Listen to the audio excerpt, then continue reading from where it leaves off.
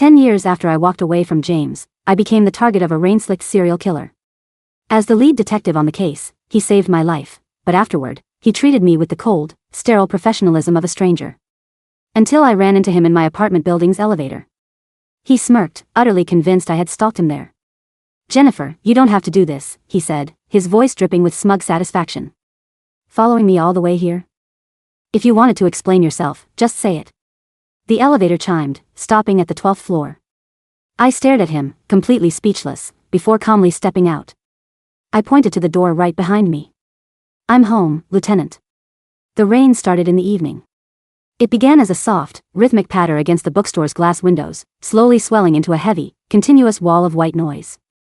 It was the perfect backdrop, letting me lose myself completely in the pages of a psychological thriller.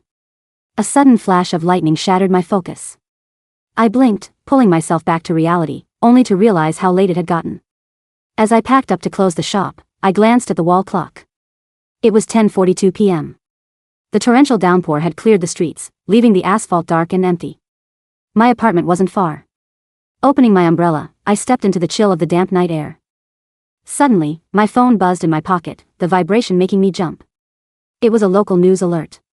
A serial killer targeting lone women had struck again, and the active search area was right here in Southside, my neighborhood. A cold shiver snaked down my spine. I instinctively quickened my pace. Of course, that was when I heard it, the heavy, wet thud of boots splashing in the puddles behind me. Peeking past the edge of my umbrella, I stole a glance over my shoulder. I barely had time to register a dark silhouette before a heavy arm swung upward. Ah! A blinding pain exploded at the back of my skull. My vision swam, and the world began to tilt. As the darkness rushed in to swallow me, I caught a fleeting glimpse of a tall, familiar figure sprinting toward me through the rain. Was I hallucinating? The sharp, medicinal sting of disinfectant was the first thing that hit my senses. My eyelids felt like they were weighted with lead.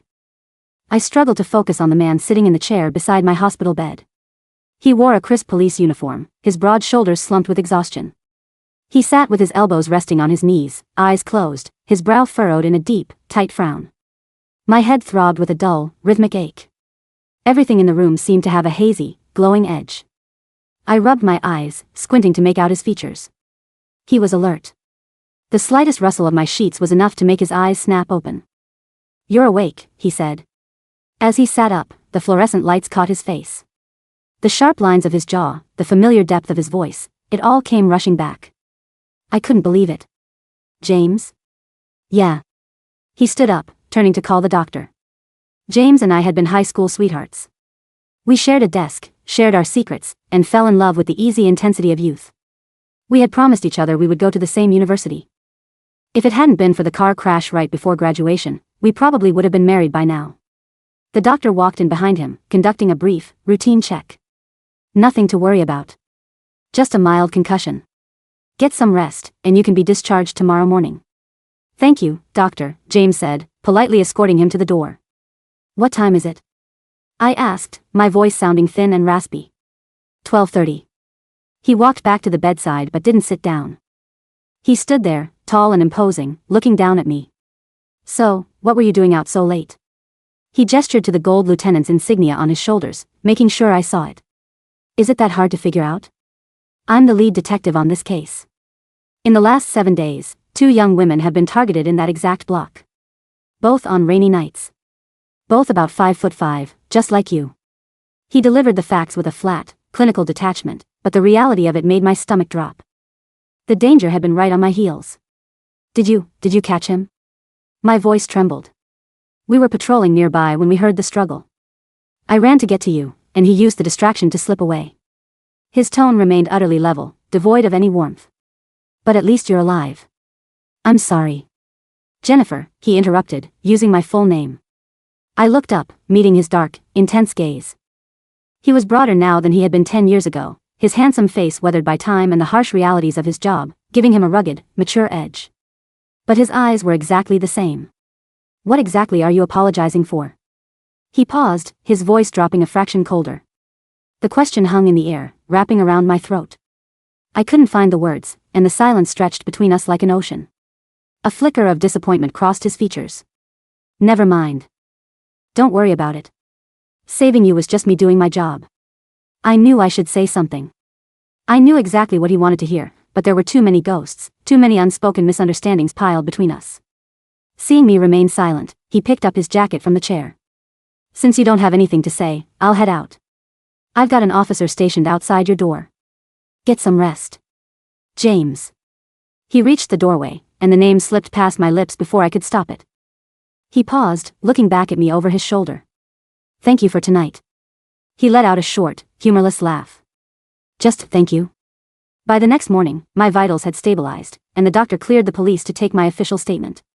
The door pushed open, and James walked in, followed by a younger officer. James had dark circles bruising the skin under his eyes, and a rough shadow of stubble dusted his jaw. Miss Jennifer, Lieutenant James gave us the overview, but we need you to walk us through the timeline of last night in your own words, the young officer said, his tone gentle and encouraging. I nodded, swallowing the lump in my throat as I tried to piece the memories together. I was locking up the bookstore. I stepped outside at exactly 10:42 p.m. The rain was coming down hard. Did you notice anything unusual when you first started walking? No, not at first. I turned the corner onto the main street, walked maybe 100 or 200 yards, and then I heard footsteps behind me. I went to look back, and that's when I saw him, a man in a black raincoat with the hood pulled low. A wave of cold dread washed over me as the memory replayed. My voice faltered. The young officer pressed gently. Did you notice any physical characteristics? Height? Build? He was a bit taller than me, maybe 5'9". Very thin. I couldn't see his face, I said, straining to remember any detail that might help. Wait, his left hand. He had a large, textured scar on his wrist, running up his forearm. It looked like an old, severe burn. James, who had been listening silently, stopped scribbling in his notepad. The look on his face, the intense, hyper-focused scowl, was identical to the way he used to look in high school when he was trying to crack a difficult math problem. For a split second, the man in front of me overlapped perfectly with the boy from my past, and a sharp ache bloomed in my chest. The scar, James said, his voice husky from a night of no sleep. Can you be more specific about the size and shape? It was on the outside of his left forearm, right near the wrist. It was jagged, irregular, about the size of a palm. James nodded, his pen scratching against the paper. Understood. This suspect is highly likely to target you again, so you need to be extremely careful. You're our primary lead and our main concern, so we will be keeping a very close eye on you. He paused, reaching into his tactical vest to pull out his personal phone. He unlocked it and held it out to me in one smooth, practiced motion. Put your number in. Call me immediately if you see anything off. And try not to go out alone unless it's absolutely necessary. I quickly tapped my digits into the screen. My social media is linked to that number too. The words slipped out before my brain could stop them. James looked up, a faint glint of surprise softening his eyes. I quickly lowered my head, my cheeks burning. A thick, awkward silence settled over the room. The young officer suddenly cleared his throat, looking between us with a knowing grin before backing out of the room. James's thumb swiped across his screen a few times. A second later, my own phone buzzed on the bedside table with a new friend request. The doctor walked in, breaking the tension. Miss Jennifer, your discharge papers are signed. Just make sure to get plenty of rest, avoid any strenuous activity, and follow up if you feel dizzy. Thank you, doctor. I gathered my things, ready to leave. I'll drive you, James said, his eyes fixed on the rain sliding down the window pane. Excuse me? He turned around, his expression flat. Do you see anyone else in this room? There's no need to trouble yourself, Lieutenant, I said quickly, trying to re-establish the boundary between us. I can just call a cab. It's a short ride. After the cold way he had spoken to me the night before, I didn't think I had the stomach to sit in a cramped car alone with him. His jaw tightened, as if he wanted to argue, but he ultimately just pressed his lips into a thin line and opened the door for me. Officer Cole, escort Miss Jennifer downstairs and make sure she gets into a cab safely. The taxi pulled up to the curb outside my apartment complex. The air outside smelled of wet earth and fresh rain. I took a deep breath, trying to steady my nerves as I walked toward my building. I scanned my key fob at the entrance, hurried through the lobby, and headed toward the elevators. One of the cabs was sitting open on the ground floor, the doors just starting to slide shut. I jogged forward to catch it, but before I could reach out, a large, calloused hand slipped between the sliding metal doors, forcing them back open. My eyes met James's. For a second, we both just stood there, frozen in mutual shock. What on earth was he doing here? The doors closed, sealing us inside the small metal box. The faint, comforting scent of tobacco and clean spice radiated off him. He was tall, his broad frame taking up a significant portion of the space as he stood just half a step behind me. I kept my eyes down, quietly reaching out to press the button for the 12th floor. "Jennifer," he started, his tone light and self-assured. "If you wanted to explain things, or if you just wanted to talk, we exchanged numbers. You could have called. Or asked to grab a coffee." He paused, a smug little smile playing at the corner of his lips. "You didn't have to follow me all the way here." "Seriously." I didn't say a word. I just turned my head and stared at him with a look that I hoped conveyed my deep concern for his mental sanity. 10 years apart had apparently turned him into an incredibly delusional man. James met my gaze, the smugness in his eyes giving way to a tiny, hopeful expectation. "Now that you've followed me to my building, what is it you want to say?" "Go ahead, I'm listening." Ding. The elevator announced our arrival at the 12th floor. Without waiting for him to finish his sentence, I stepped briskly out of the elevator. I turned back to face him, pointing to the apartment door directly opposite the hallway. "Lieutenant James, this is my apartment. I live here." The elevator doors began to slide shut. Through the narrowing gap, I saw him spin around, his back to me, suddenly incredibly busy. He yanked out his phone, rubbed his nose, and frantically started pressing buttons on the control panel. It turns out, even tough detectives look incredibly stupid when they're dying of embarrassment. Back inside my apartment, I couldn't help but wonder. Did he live here too? I had been here for 6 months and had never run into him once. But then again, given his erratic hours and demanding job, it made sense. My phone vibrated. A text from James. "Which unit?" I replied with a question mark. A long pause, then. "Protocol. We're setting up a perimeter around your residence and frequent locations. Since I live in the building, I'm taking this sector. Apt 1203. Thanks, Lieutenant." For the next 2 days, my life fell into a quiet, repetitive routine. On the surface, everything seemed normal, but the unmarked car parked near my bookstore and the unfamiliar faces lingering in my building's courtyard were constant reminders that the threat was still out there. Since adding James on social media, my phone would buzz like clockwork twice a day, once at 7:30 a.m. and again at 10:30 p.m. Morning. Night. Never a second late. Never an extra punctuation mark. It was clear he was just keeping tabs on his high-priority target, making sure I was still breathing. On the 3rd day, the storm returned. What started as a light drizzle in the afternoon turned into a roaring deluge by nightfall. Heavy sheets of rain whipped against my living room windows, the wind howling through the concrete corridors of the building. Anxiety settled deep in my chest. I curled up in the corner of my sofa, trying to lose myself in a book to block out the storm. Suddenly, a sound cut through the noise. Knock. Knock, knock. It was soft, but in the quiet of my apartment, it sounded like a gunshot. Who could it be? I had no family in this city, and my few friends never dropped by unannounced, especially not in a storm like this. My heart hammered against my ribs. I quietly picked up a heavy metal dumbbell from the floor and crept toward the door on tiptoe. Knock, knock, knock. The sound came again, faster this time. Panic, cold and sharp, flooded my veins. The South Side Slayer. Rainy nights. Lone women. The words flashed in my mind like a neon sign. I held my breath, leaning in to look through the peephole. But the hallway was pitch black. The motion-activated lights outside hadn't turned on. I couldn't see a thing. Had they left?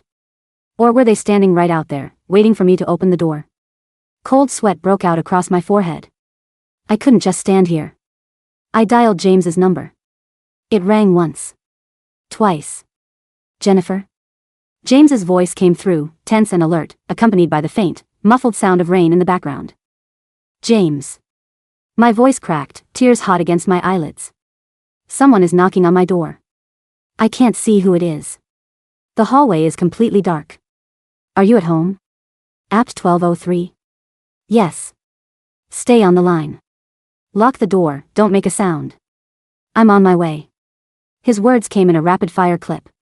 I retreated to the corner behind the sofa, clutching the phone to my ear as I heard him bark orders into his radio. "All units, we have an active suspect at Apt 1203. Perimeter team, seal the lobby immediately. I'm moving in." Seconds stretched into agonizing eternities. Suddenly, heavy, hurried footsteps echoed in the hallway outside, rushing straight toward my door. Knock, knock, knock. The wood rattled against the frame. The heavy wood of the apartment door rattled again, the frame groaning under the pressure of a violent, rhythmic pound. "Jennifer."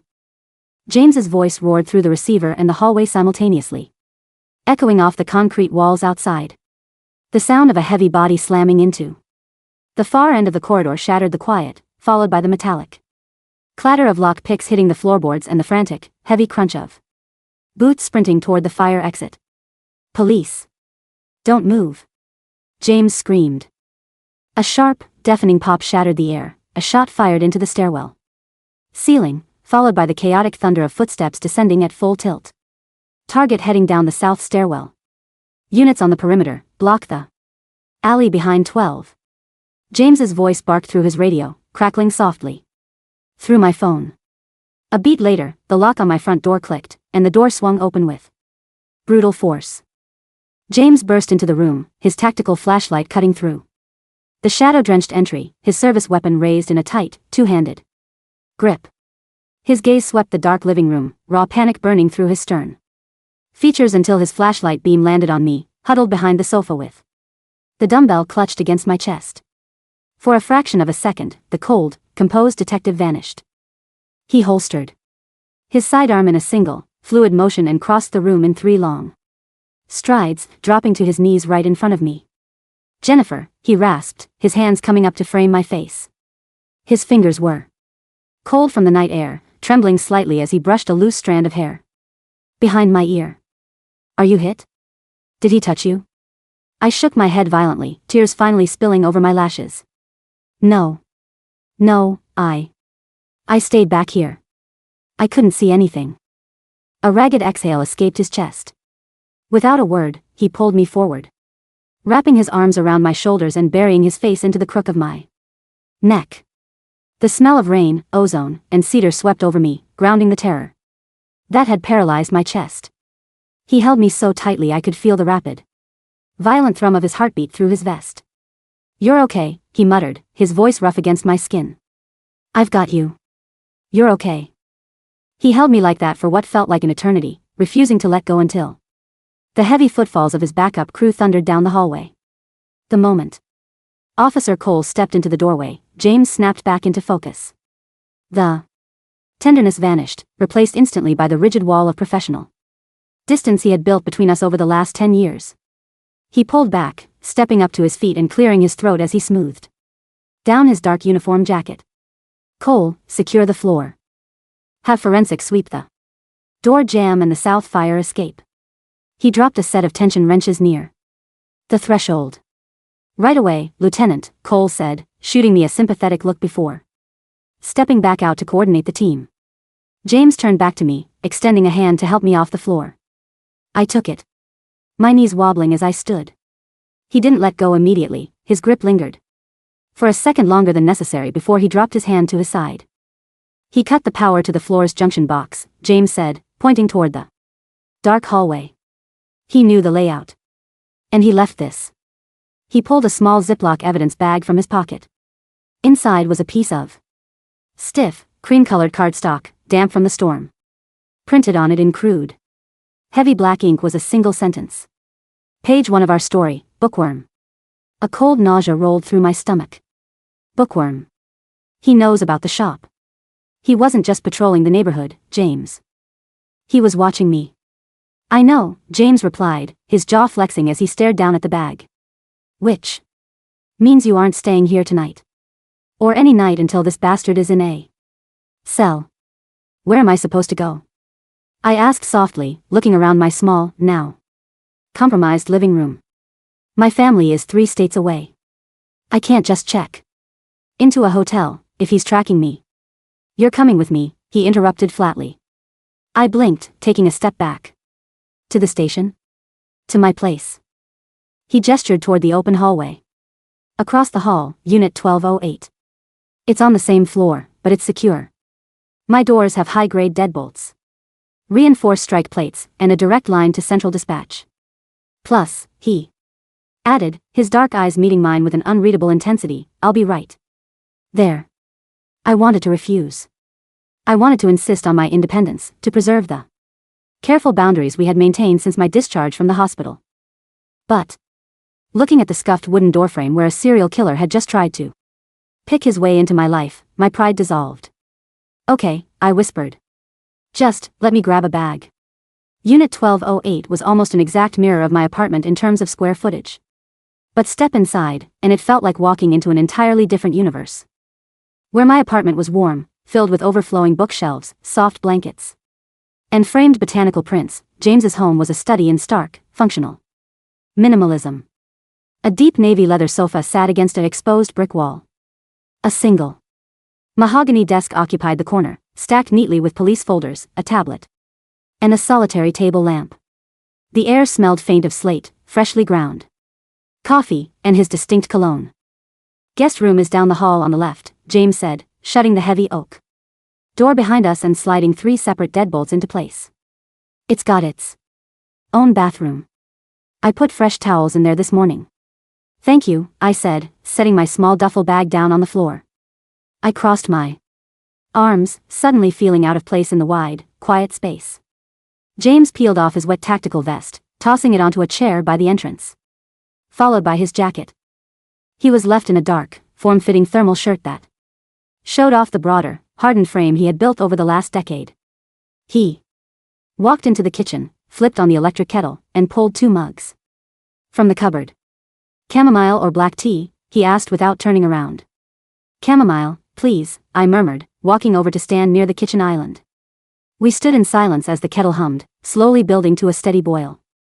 The heavy rain continued to hammer against his balcony windows, a dark, chaotic backdrop to the heavy, unspoken history hanging between us. You haven't changed your tea preferences, he observed quietly, pouring the boiling water into my mug. And you still take your coffee pitch black at midnight, I replied, pointing to the cold press resting on his counter. A faint, self-deprecating smile touched his lips, though it didn't reach his eyes. He handed me the mug, his fingers brushing against mine. The contact sent a jolt of warmth straight up my arm, making me freeze. Jennifer, he began, his voice dropping into that low, resonant register I remembered from our teenage years, the voice he used when he was done playing games. Why did you run off 10 years ago? The suddenness of the question made my chest tighten. I gripped the warm ceramic mug tightly, staring down at the amber liquid inside. James, don't. It's late, and you have a murderer to catch. I've been trying to catch him for 2 weeks, but I've been trying to figure you out for 10 years, he said, stepping around the island so he was standing directly in front of me. He didn't invade my space, but his presence was impossible to ignore. You disappeared from the hospital 3 days after the crash. No forward address. No phone number. You dropped out of the university program we were supposed to start together. You erased yourself. I didn't erase myself, I said, my voice shaking despite my best efforts. I survived. You abandoned me. The sharp edge in his tone cut through the air, raw and bleeding with a decade's worth of unhealed resentment. I woke up from surgery with 3 broken ribs and a shattered hip, asking where you were, only for the nurse to hand me a 2-sentence note saying you were leaving because your mother begged me to. I snapped back, my head flying up, eyes burning as tears welled up once again. James stopped dead, his brow furrowing in confusion. What? Your mother came to my room the night before I left, I spilled, the words pouring out like a dam bursting after years of pressure. She stood at the foot of my bed while I was bruised and terrified, and she told me that the crash was my fault. She said if I hadn't asked you to drive me home through that blizzard, you wouldn't have spun out. She told me your athletic scholarship was gone, your future was nearly ruined, and if I had any real love for you, I wouldn't drag you down with my guilt while you tried to rebuild your life.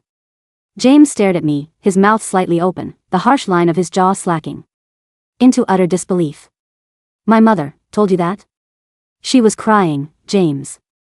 She looked at me like I was a monster, I whispered, wiping a tear from my cheek. I was 18 years old. I was covered in cuts, I was terrified, and I truly believed that staying near you would only remind you of the worst night of your life. So I left. I moved to my aunt's place in the next county, took a job at a local library, and tried to let you have the fresh start she said you deserved. Silence stretched between us, heavy and suffocation thick. James closed his eyes, a deep, pained breath shuddering through his chest. He reached up, pressing his palms against his face as he processed the revelation. When he pulled his hands away, his eyes were red-rimmed, stripped of all the cold professionalism he had worn like armor since the night he pulled me out of the rain. She lied to you, Jen, he whispered, his voice cracking on my nickname. My scholarship wasn't gone because of the crash.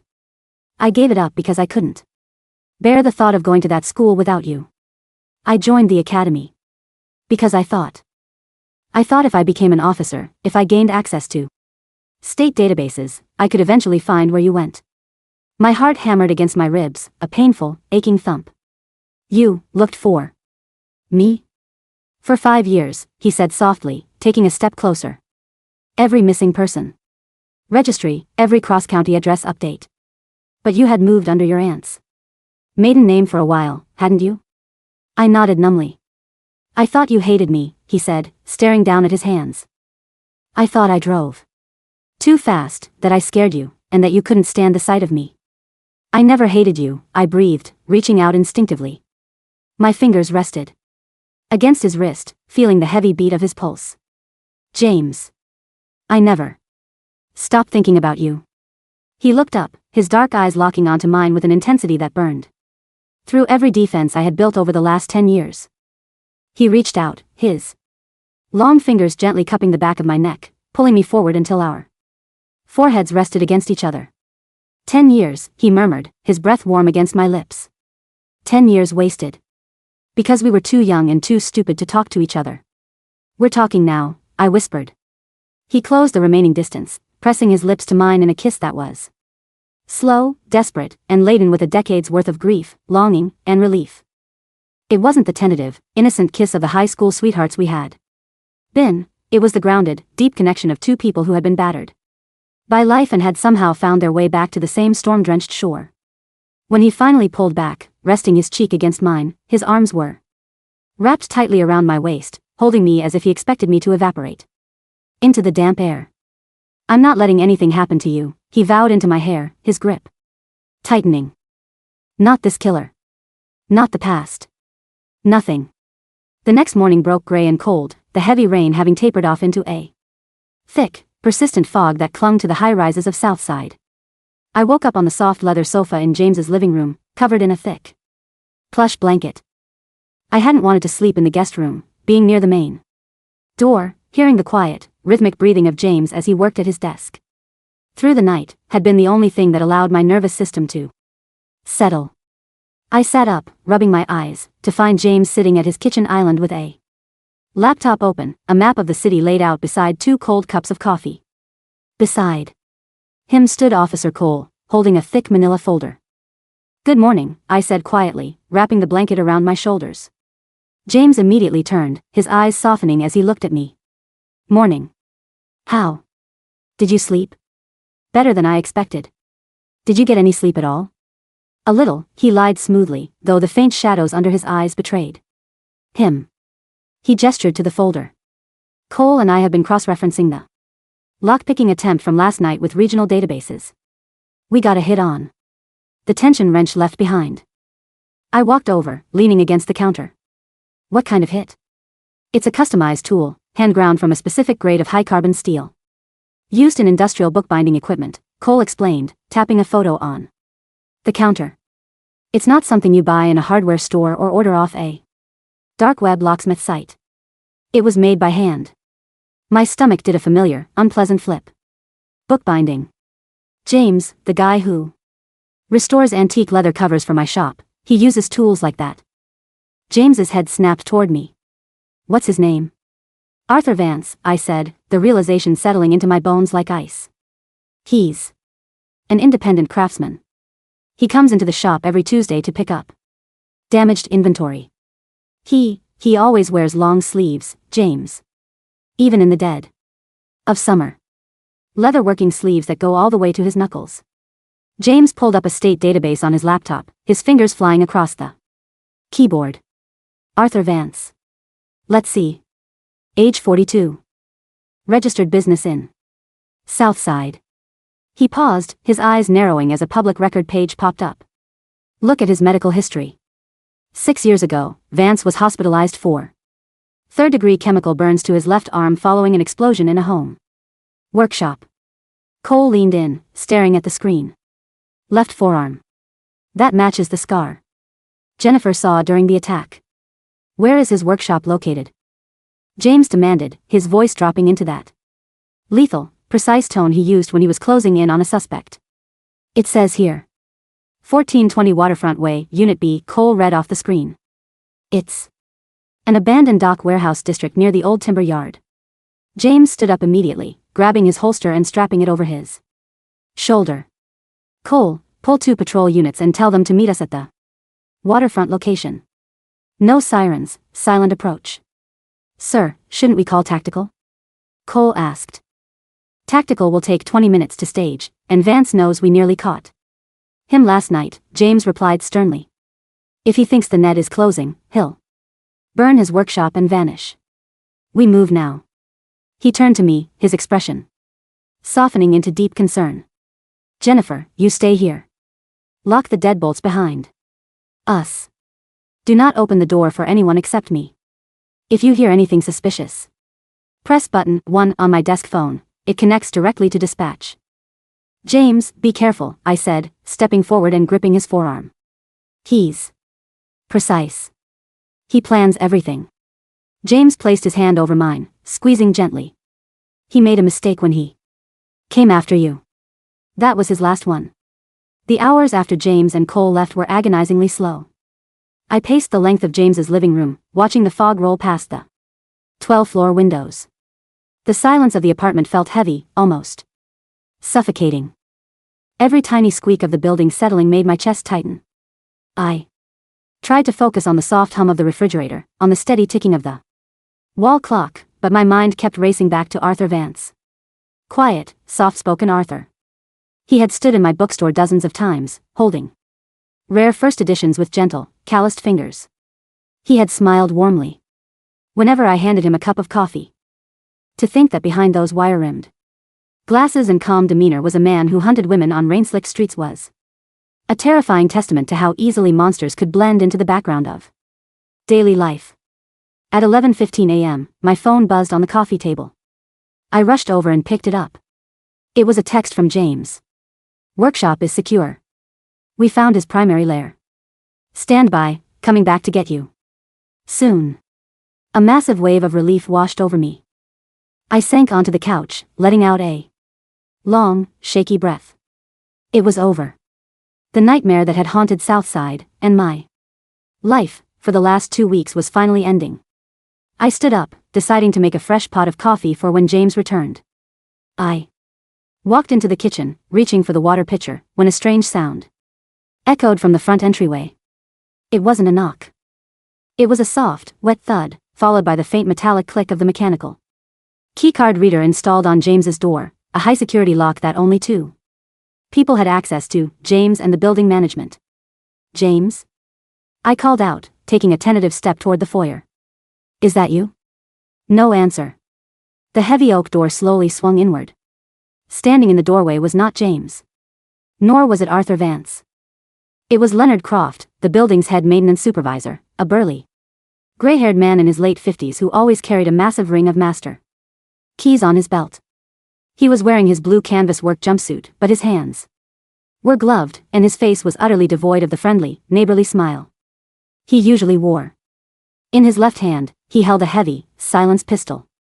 In his right, he held a wet master keycard. Hello, Jennifer, Leonard said, his voice flat and terrifyingly calm. He kicked the door shut behind him, the deadbolts clicking into place with horrifying finality. I backed away slowly, my heart hammering against my ribs like a trapped bird. Leonard. What are you doing? Where is James? The lieutenant is currently raiding poor Mr. Vance's leather workshop on the waterfront, Leonard said, taking a measured step into the living room. It was quite easy to plant those burn scar records into Arthur's medical file last night. The city's digital health database is laughably insecure. My mind raced, frantically trying to piece the puzzle together. The burn scar. Vance doesn't have one. You do. Leonard tilted his head, pulling back his left canvas sleeve. Beneath it, a jagged, angry expanse of puckered, textured skin ran from his wrist all the way up his forearm, the exact scar I had seen under the streetlight on the night I Was attacked. An old boiler explosion in '08, Leonard said casually, as if discussing the weather. The police never look at the maintenance man, Jennifer. I fix their plumbing, I clear their drain pipes, I hold their elevator doors. I am invisible. Why? I choked out, backing up until my spine hit the edge of the kitchen island. Why the women in this neighborhood? Why me? Because you were all so predictable, he said, his eyes cold and hollow. Walking through the rain, lost in your little lives, completely unaware of how fragile your existence really is. But you survived my first attempt. And then you brought the lead detective right to my building. You ruined my routine. Jennifer. So now, I have to finish the story. He raised the silenced pistol, leveling it straight at my chest. Panic slammed through me, but so did a sudden, burning instinct to survive. I didn't scream. I didn't beg. Instead, my hands swept backward across the kitchen counter, fingers wrapping around the heavy ceramic handle of the cold press. Coffee pitcher resting behind me. With all the strength I had left, I whipped the heavy glass pitcher forward. It struck Leonard square in the face. The thick glass shattered on impact, showering him in sharp shards and freezing cold coffee grounds. He roared in pain, staggering backward as blood and black liquid blinded his eyes. The gun went off with a quiet cough, the bullet ripping through the drywall inches from my head. I didn't waste a second. I lunged to the side, vaulting over the kitchen island, and sprinting toward the mahogany desk. I slammed my palm down onto button 1 of James's desk phone, knocking the receiver off the hook. Dispatch. Emergency at apt 1208. I screamed into the open line as loud as I could. Officer down. Intruder with a gun. A hand slammed down onto my shoulder, ripping me away from the desk. Leonard, his face smeared with blood and coffee, shoved me violently against the brick wall. The back of my head struck the hard surface, sending stars exploding across my vision.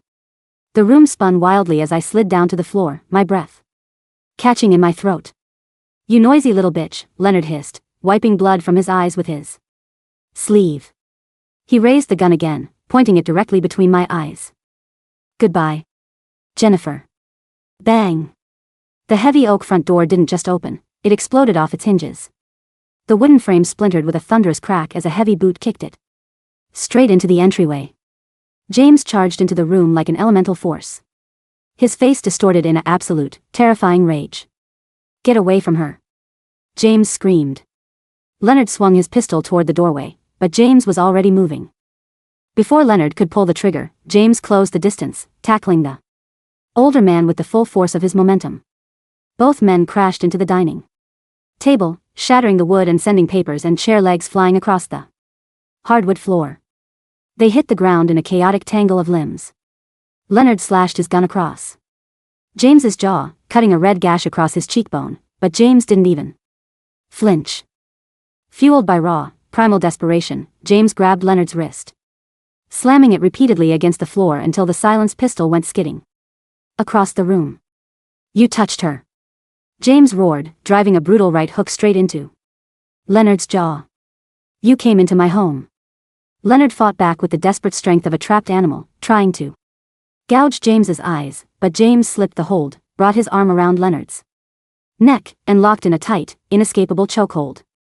Drop your hands. James growled, his face red, his muscles straining as he squeezed. It's over.